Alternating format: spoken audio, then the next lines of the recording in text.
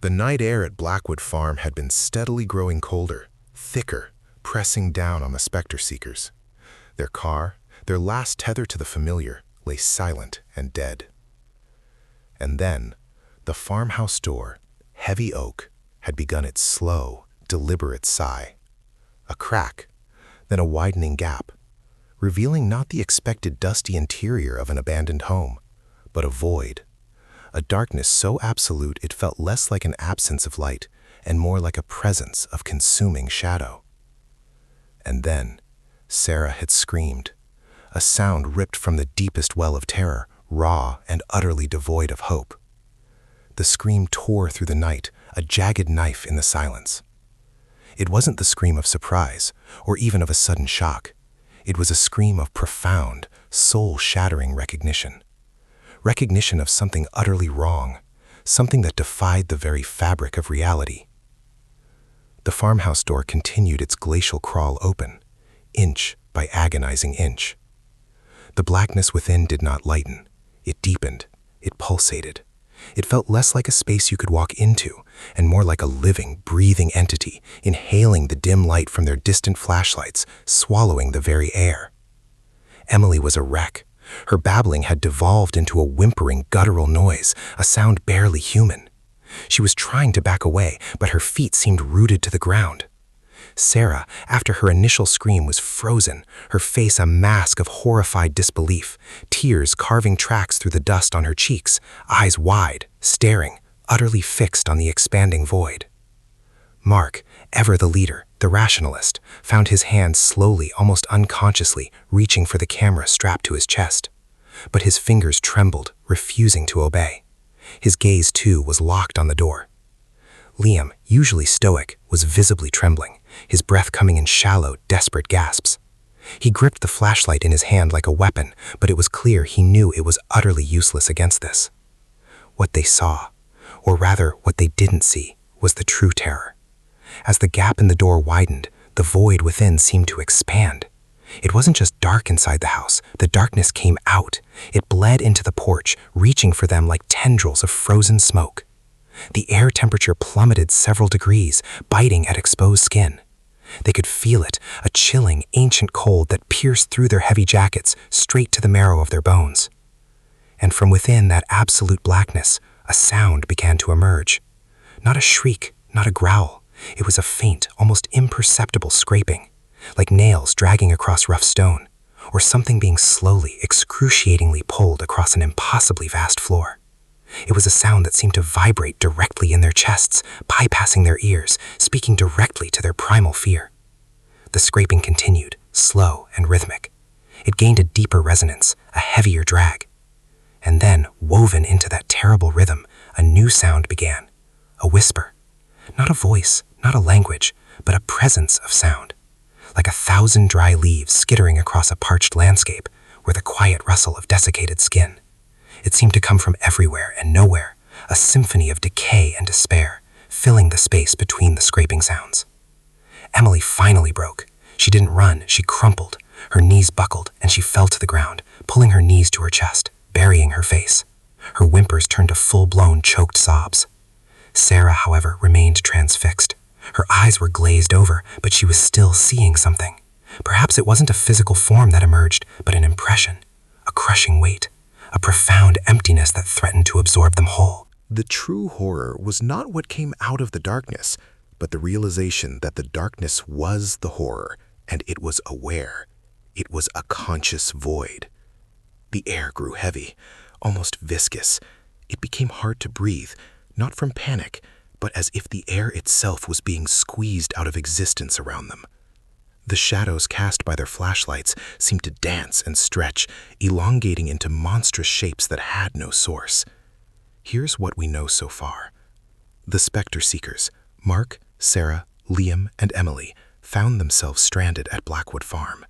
Their equipment failed, their car died, leaving them isolated in the dead of night. As panic began to set in, the old farmhouse door began to creak open, revealing an unfathomable darkness.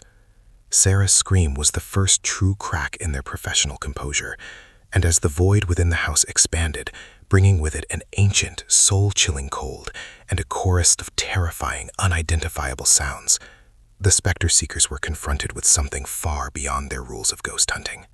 They were no longer hunters. They were prey. The scraping sound intensified. It was no longer distant. It was right there on the threshold. And then, from within the heart of that consuming black, a flicker, a pinprick of something not quite light, not quite shadow, a distortion, a single point of impossible unbeing.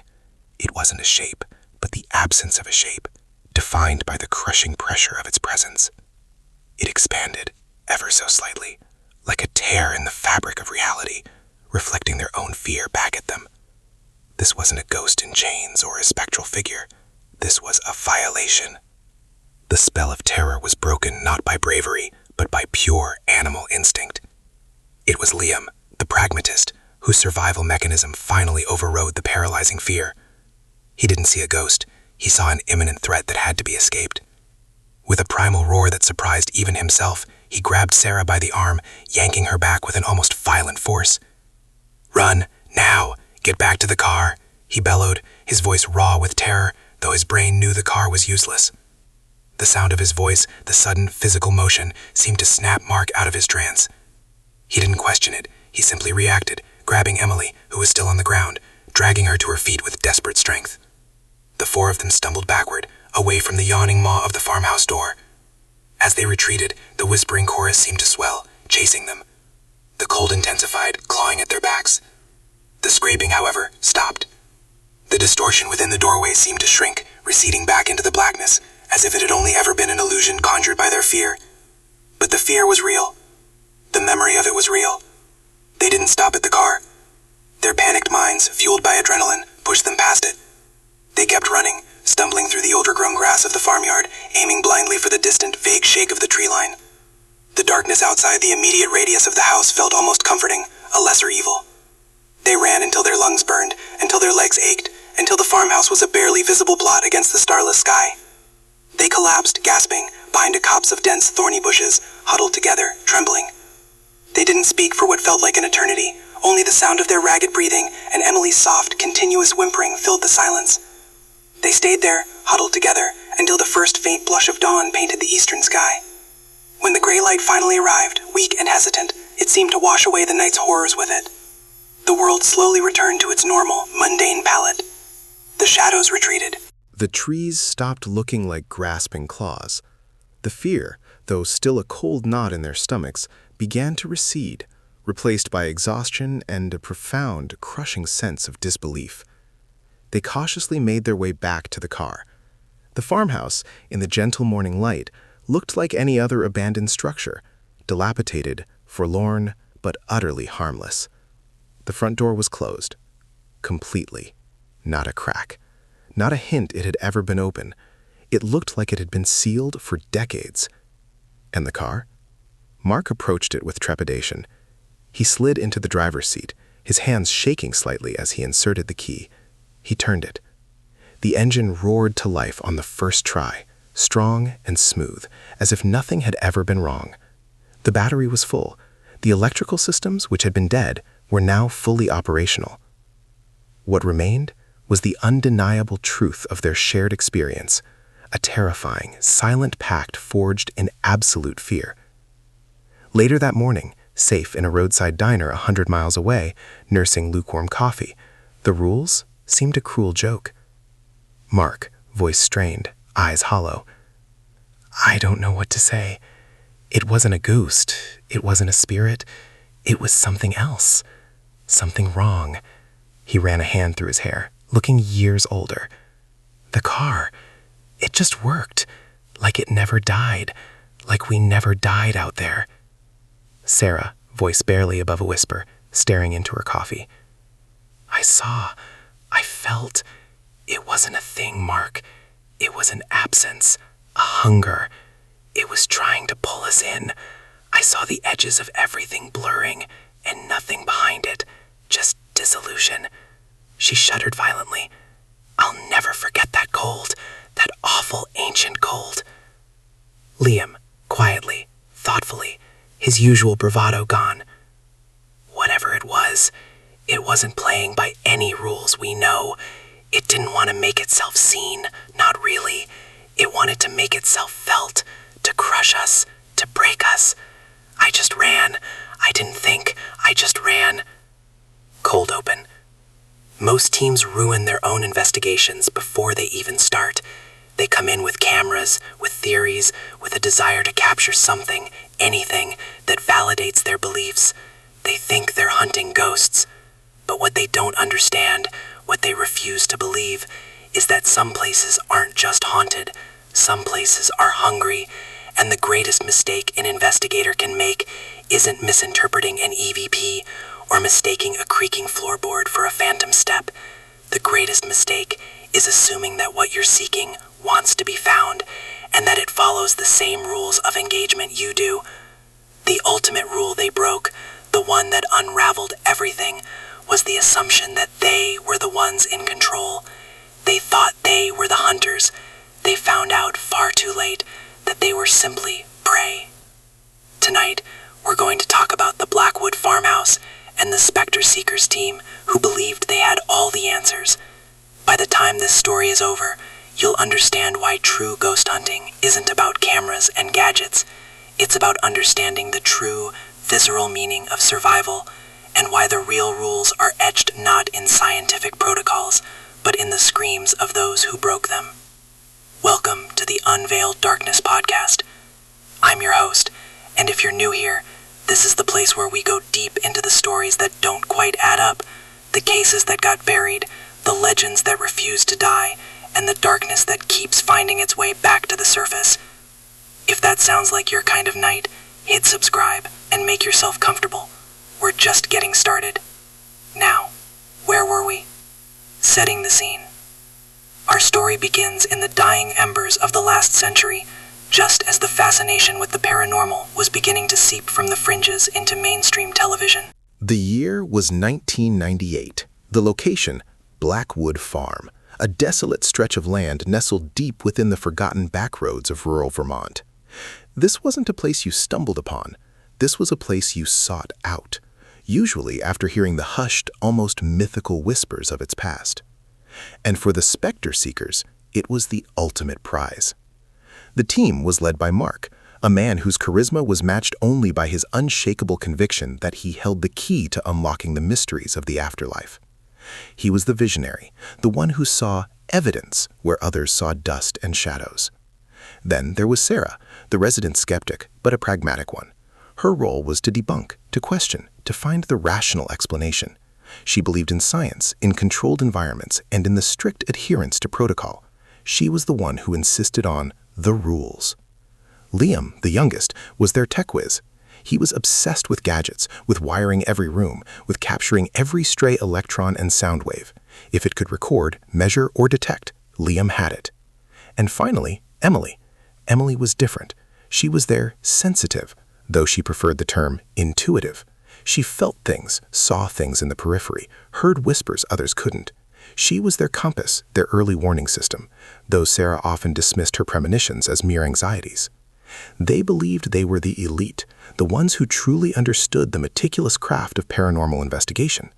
They had read every book, studied every case, and compiled their own exhaustive manual of protocols, the rules of a real ghost hunt. Blackwood Farmhouse was notorious, but not in the way many would expect. There were no tales of spectral lovers, no lingering benevolent old women. Its history was far darker, far more concentrated. In 1918, a family of 5, the Blackwoods, vanished without a trace.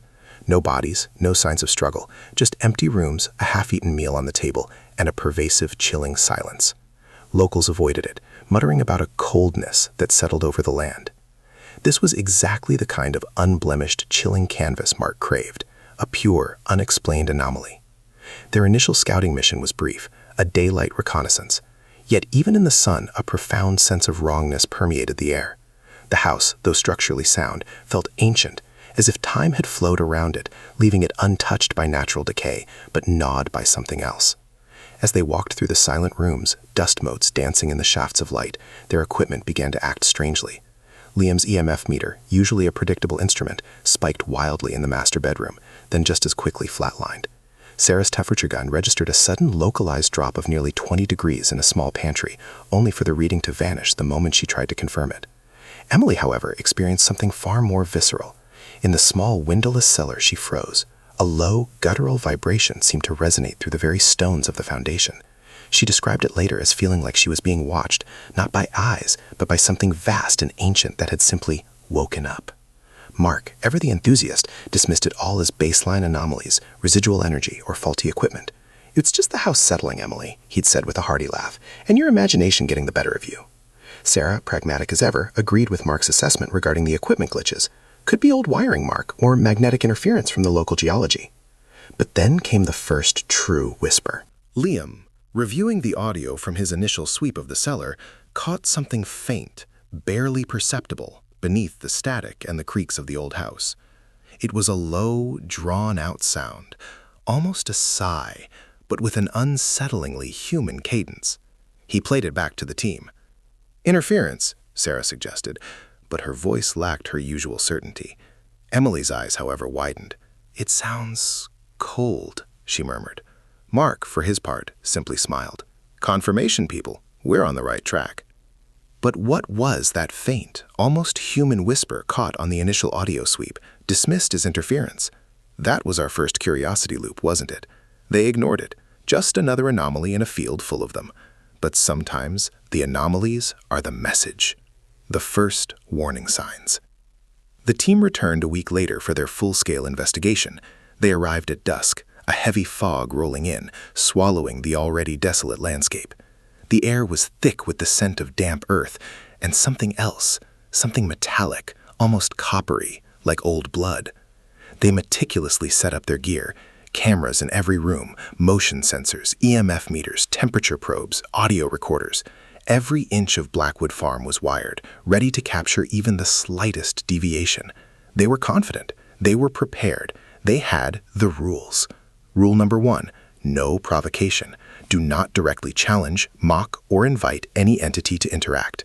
Maintain a respectful, observational distance. Yet, the moment they stepped inside, it felt as though that rule had already been broken, not by them, but by the house itself. The temperature inside was markedly colder than outside, despite the oppressive humidity. And the silence. Oh, the silence was suffocating. It wasn't the quiet of an empty house. It was the quiet of something holding its breath. Their equipment, which had merely glitched during the reconnaissance, now began to actively misbehave. Liam's new top-of-the-line night vision camera, set up in the living room, would inexplicably switch off, only to power back on minutes later, facing a different direction. EMF meters would alarm wildly in the children's bedroom, then fall silent the moment anyone entered. Sarah, ever diligent, attempted to conduct control tests. She'd walk through a room, consciously making noise, watching the meters. Nothing. Then, minutes later, when the room was empty, a faint scratch, a light tap, and the EMF would dance. "It's not responding to us," she noted, a flicker of unease in her voice. "It's responding to nothing." But it was responding, just not in the way they expected. The activity wasn't random. It was evasive, like something intelligently avoiding detection, toying with them. The shadows in the periphery of their vision seemed to stretch and condense too quickly, melting into the corners of rooms. The feeling of being watched intensified, shifting from a distant presence to an uncomfortable, palpable pressure on their backs. Emily, stationed in the attic, began to feel unwell, a crushing weight on her chest, a sense of profound despair. She described a vision, fleeting and fragmented, a figure standing by a window, not watching out, but watching in, a figure she couldn't quite resolve, but knew with terrifying certainty was not human. Then came the second specific anomaly, the one that truly defied explanation for Sarah. They had set up a thermal camera in the master bedroom, pointing towards an old cracked fireplace. Liam had recalibrated it just before their shift change. Hours later, reviewing the footage, they saw it. A brief, singular spike of extreme cold. Not just cold, but a complete absence of heat. A momentary, localized absolute zero, like a pinprick of pure void. It appeared for less than a second, then vanished. No corresponding sound, no movement, no other anomalies. It was gone before the camera could properly register it beyond a flash. "How is that possible?" Liam whispered, his usual confidence shaken. "Nothing in nature does that. Not that quickly, not in one tiny spot, then just gone. Sarah, who prided herself on having a logical explanation for everything, found herself staring at the screen, speechless. It wasn't equipment malfunction. The rest of the thermal data was pristine. It was an event, a momentary, impossible void. Which brings us to our second curiosity loop. Why did the temperature drop precisely to absolute zero in one small contained area and then immediately return to ambient, without any equipment registering it while it happened? They had captured the aftermath, a ghost of a reading, but not the event itself. It was as if something was intentionally revealing, then concealing itself. The rules they had so carefully crafted were starting to feel flimsy, inadequate. They were based on what they understood of the paranormal. But what if the phenomena they were encountering operated on an entirely different set of rules? Going deeper. Despite the growing unease, Mark refused to back down.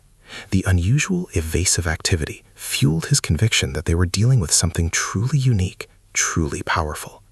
"This isn't residual," he declared, his eyes gleaming with an almost manic excitement. "This is intelligent. It's playing with us." And that, perhaps, was their most dangerous assumption, that it was playing. They decided to push harder. They brought in more sophisticated gear. Mark insisted they try new techniques. They started with controlled verbal provocation, gently calling out, asking questions. "Is anyone here? Can you make a sound for us? Show us a sign." The house responded, not with the expected knocks or voices, but with an eerie, almost mocking mimicry. Liam, reviewing hours of empty room recordings, found instances where faint, distorted echoes of their own questions were played back, sometimes warped, sometimes interspersed with unidentifiable, guttural clicks. "It's like it's twisting our words," Emily whispered, her face pale, "like it's trying to talk through us or around us." Sarah, always the meticulous one, introduced a new rule, the contamination protocol. No personal items were to be left unattended. Nothing from the outside was to be permanently introduced into the farmhouse. She feared contaminating their evidence, or worse, leaving a calling card for whatever lingered within. But despite their best efforts, the lines began to blur. Liam swore he could hear whispers when he was alone, always at the edge of his hearing, never clear enough to distinguish words. Sarah found herself constantly checking over her shoulder, a pervasive feeling that someone was standing directly behind her, just out of sight. Emily's experiences became more frequent and far more disturbing. She would drift into trance-like states, seeing flashes of the house's past. Not the Blackwood family, but something older. Something about rituals, about containment, about a purpose far more ancient than a simple haunting. She spoke of a door in the house, a place where something was kept in, not let out. This led us to our third curiosity loop. What was the true history of Blackwood Farm?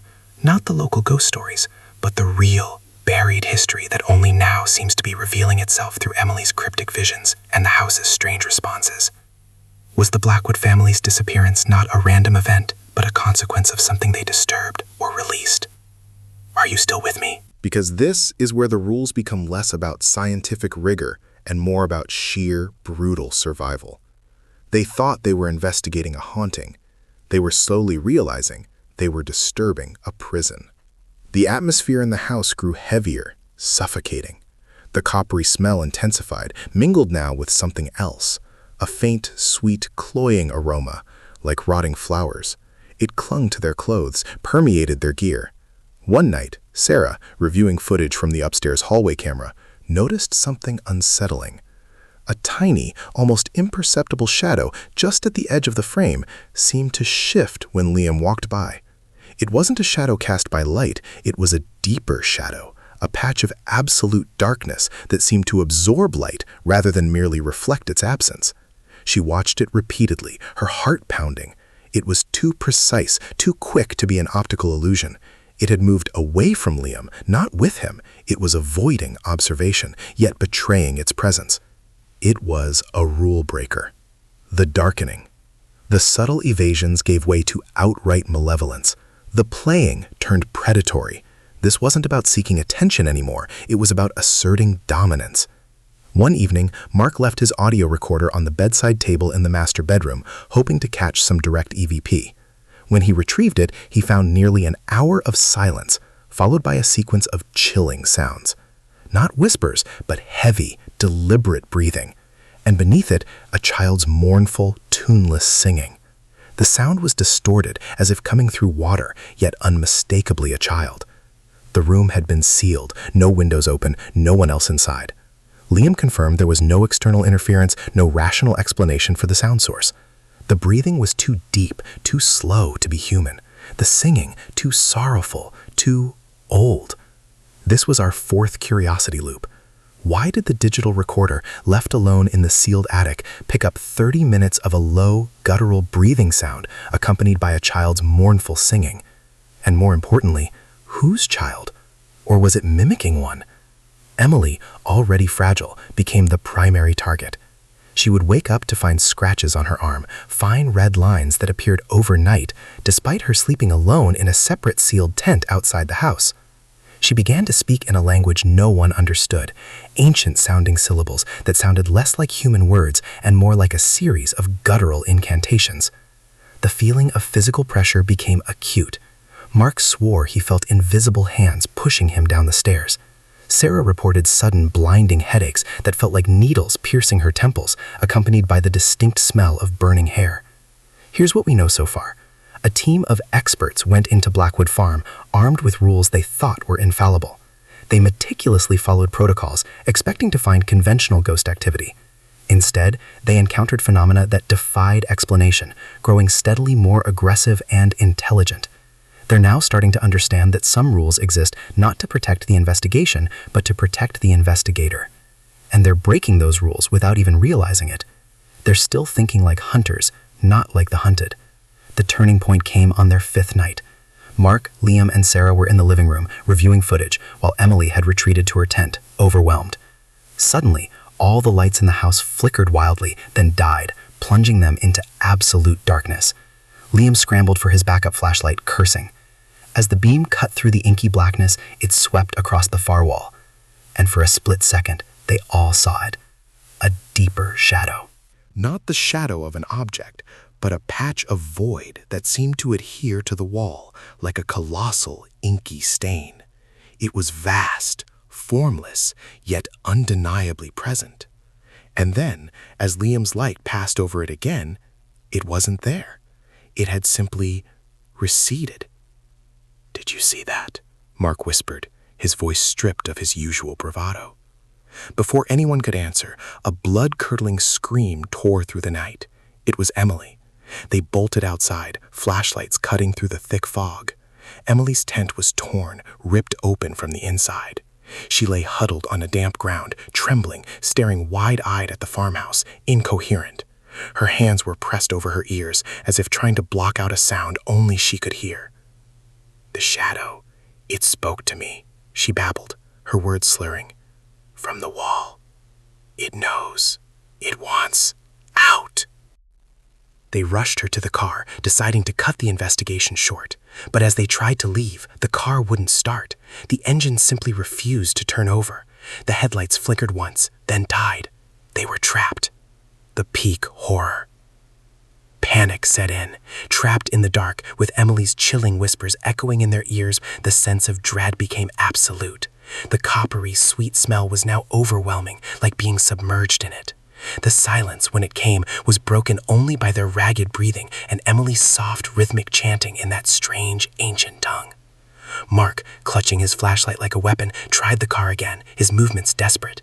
Nothing. "It won't let us leave," Sarah breathed, her voice barely a whisper. "It wants us to stay." The house loomed before them, its silhouette stark against the fog, more alive now than it ever seemed in daylight. The windows, once vacant eyes, now seemed to watch them with malicious intent. Suddenly, the air around them dropped to an unbearable, unnatural cold. Not just a chill, but a biting, searing cold that felt like it was freezing their very bones. Their breath plumed on in thick clouds. From the farmhouse, a sound emerged. Not a natural sound, not a floorboard, not wind. It was a wet, dragging sound, like something heavy being pulled across a rough floor. It was coming from inside the house, and it was getting closer. Mark instinctively grabbed his last functioning night vision camera, pointing it towards the front door. The green-tinged screen showed nothing but the porch, the still air, the swaying branches.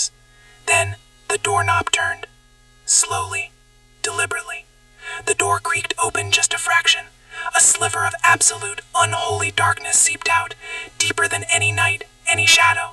It smelled of decay and something else, something metallic and ozone-like, the smell of burnt flesh and ancient earth. The dragging sound was louder now, closer, accompanied by a low, rasping breath. It wasn't human. It was too deep, too slow, too wet. It was a sound that belonged to something that had forgotten how to breathe in the ordinary world. Sarah screamed. Not a frightened scream, but a scream of pure, animalistic terror. Her eyes were fixed on the opening door, on that sliver of impossible darkness. Liam finished his sentence, staring at his hands.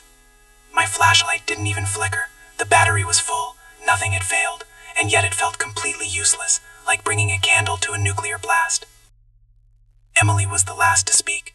She held her mug in both hands, her eyes fixed somewhere in the middle distance, somewhere none of them could follow her. The shadow didn't just speak to me, she said quietly.